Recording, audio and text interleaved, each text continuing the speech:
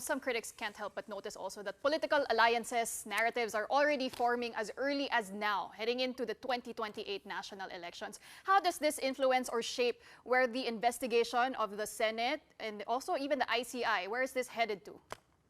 Well, you're right.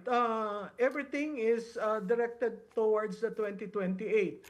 The problem with the administration is they still are looking for, their horse. Some are saying dark horse or whatever, no? Pero walang katapat yung constitutionally nandyan na. So, napakahirap mong tingnan sa lente na hindi yan 2028 kasi nung nag-deliver na lang si Senator Chis Escudero na andun si Vice Presidente, hindi naman sila talaga magkaibigan, pero nakinig siya at kumumay. So, um, yung kumalat na nag-a-apply daw for Vice President, mukha namang hindi yan katotohanan, pero ang tindi ng spin.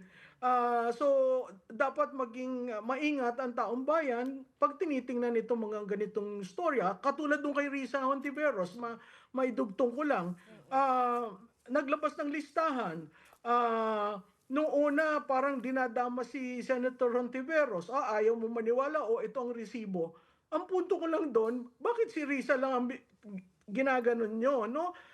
Kung gusto nyong magpakitaan ng mga resibo, dapat buo na para ang taong bayan nakikita, ay nako talagang may malalang nangyari na mahigit sa 1 trilyon ang nawala. So that's also a 2028 thing Yes, with Risa.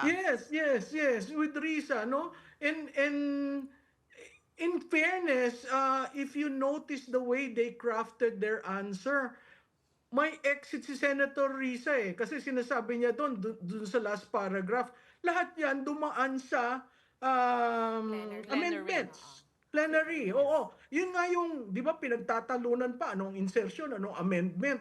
Yung amendment dumaan sa plenaryo. Yeah. Ang insertion walang third reading.